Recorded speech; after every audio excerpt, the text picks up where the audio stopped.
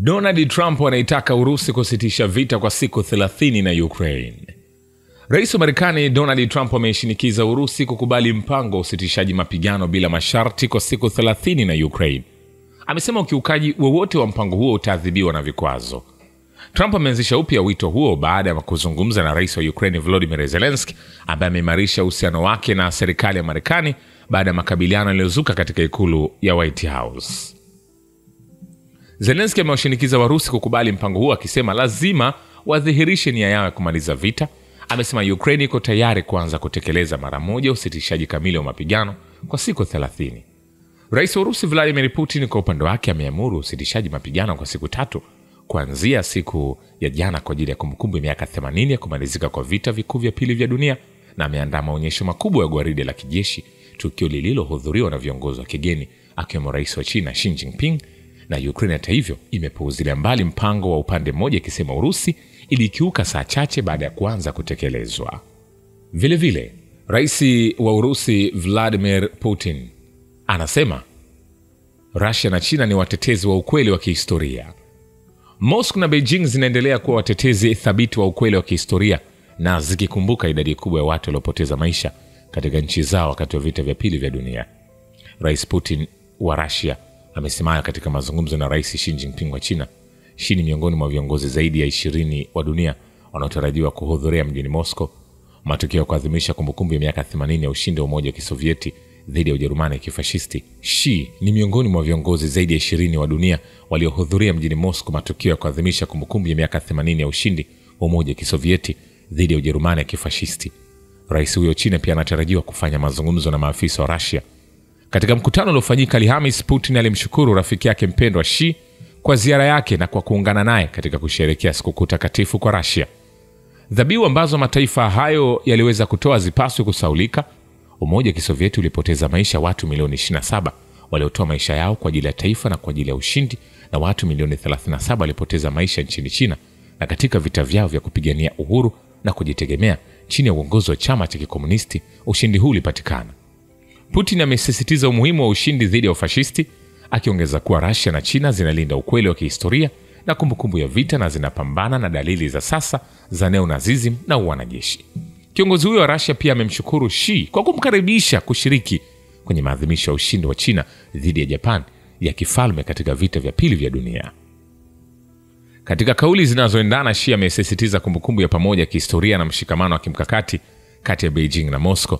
Amebainisha kuwa Wachina na Warusi kwa gharama ya kupoteza watu wengi walipata ushindi mkubwa na wakatoa mchango wa kihistoria usiofutika kwa amani ya dunia na maendeleo ya binadamu.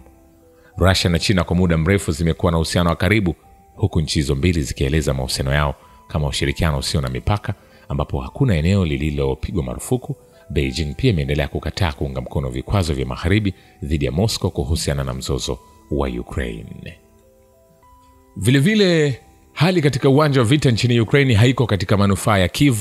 Makamu wa rais wa Marekani JD Vance amekiambia kituo cha habari cha Fox News, akitoa maoni yake kuhusu mazungumzo yanayoendelea na Urusi kutatua mzozo wa Ukraine.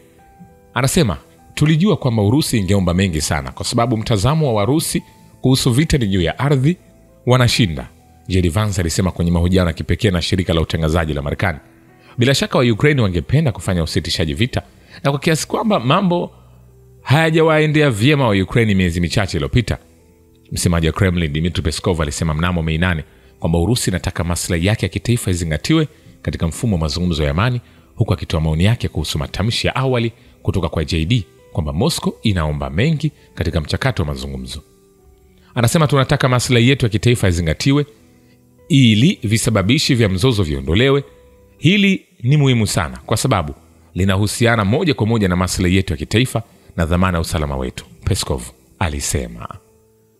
Vile vile, mkutano unaowezekana na rais wa Urusi Vladimir Putin katikati ya Mei huko Saudi Arabia haupo kwenye ratiba, rais wa Marekani Donald Trump anawaambia waandishi wa habari. Alipoulizwa katika mkutano na waandishi wa habari kwenye ikulu ya White House ikiwa mkutano na Putin uliwezekana baadaye mwezi huo huko Saudi Arabia, Trump alijibu, si dhani hivyo, lakini tuna mazungumzo mazuri sana.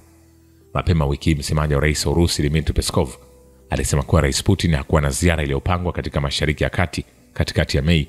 Trump alitangaza mapema kwamba anaweza kukutana na Putin muda mfupi baada ya ziara yake ya Mashariki ya Kati mwezi Mei. Mnamo Machi, msemaji wa rais wa Urusi Peskov alisema kwamba Trump na Putin wanaweza kukutana Saudi Arabia wakati fulani, lakini hadi leo hakuna mipango madhubuti iliyotekelezwa. Mjumbe maalum wa Marekani Steve, katika mahojiano na Bloomberg, pia alipendekeza mapema kwamba mkutano wa kilele wa Urusi na Marekani unaweza kufanyika nchini Saudi Arabia. Alibainisha kuwa hangeweza kuongea kwa ajili ya Putin na Trump, lakini dau lake bora ni kwamba ingetokea. Mnamo Aprili 25, Putin na mjumbe maalum wa rais wa Marekani Steve walikutana kwa mara ya 4 mwaka huu. Msaidizi wa Kremlin Yuri Ushakov alisema kuwa mazungumzo hayo yalichukua masaa 3 na yalikuwa ya kujenga na muhimu sana. Nikwambie hivi, hatujamaliza. Vilevile rais wa Urusi Vladimir Putin ameangazia umuhimu mpya wa Umoja wa Mataifa, huku kukiwa na juhudi zinazoendelea za kuweka utaratibu wenye usawa zaidi duniani. Akizungumza katika karamu iliyofanyika kwa niaba yake kwa ajili ya wageni walioalikwa kusherehekea kumbukumbu ya miaka 80 ya siku ya ushindi, leo tunapoendelea kuelekea ulimwengu wa haki, mahitaji na umuhimu wa Umoja wa Mataifa kwa mara nyingine tena yanaongezeka. Amesisitiza kwa kuimarisha jukumu kuu la Umoja wa Mataifa katika masuala ya kimataifa, akisisitiza ni muhimu kuimarisha kazi yake ya msingi ya kuratibu ili kusimamia ipasavyo masuala ya kimataifa na kuhakikisha uzingatiaji madhubuti wa kanuni za kimsingi za sheria za kimataifa zilizoainishwa katika mkataba wa Umoja wa Mataifa, kuzingatia uadilifu wao, muunganisho wao kamili. Amebainisha kuwa mada hii ilikuwa na hoja ya mjadala katika mkutano wa kilele wa BRICS wa mwaka huko Kazan, tukio lililohudhuriwa na viongozi wengi wa wajumbe hao waliopo Kremlin. Putin alitafakari juu ya safari ya kuelekea kuanzisha mfumo mpya wa usalama wa kimataifa na kuanzishwa kwa Umoja wa Mataifa ambao ulianzishwa Mei 1945. Anasema ni wajibu wetu wa kizazi cha washindi. Alisisitiza kutumia uwezo mkubwa wa taasisi hii kwa kiwango chake kikamilifu. Vilevile Papa aliyechaguliwa hivi karibuni, Papa Leo wa 14, ni mtu makini na mwenye moyo mkunjufu na kuna matumaini ya mazungumzo. Balozi wa zamani wa Urusi kwenye eneo hilo la Roma Alexander Avdiviev anasema, ingawa simfahamu kibinafsi, najua kuwa ana uwezo mkubwa. Mwanadiplomasia huyo alishiriki, ninajua kwamba yeye ni mtu makini na mwenye moyo mkunjufu. Aliendelea na kuongeza, ni matumaini yangu kozi itabaki sawa katika masuala ya kimataifa na kozi ya ushirikiano na ulimwengu wa Orthodox. Ninaweza kutoa maoni ya kifungu kimoja, kuna matumaini tu. Kulingana na Avdiev, Wakatoliki wa Marekani wamegawanyika katika kambi mbili: wafuasi wa kozi inayofuatiliwa na Papa Francis na kambi ya kiafidhina ya wale ambao daima walimkosoa marehemu Papa. Hebu tuamini kwamba mkutano huo ulitumia hekima kwa kutomchagua mpinzani wa Papa aliyefariki, balozi wa zamani wa Urusi alihitimisha. Shukran kwa Babu Kivita na Historia ya Dunia. Mimi ni Richard Shio, The Rich Voice. Ni follow Instagram na TikTok kama Rich Voice Official. Asante.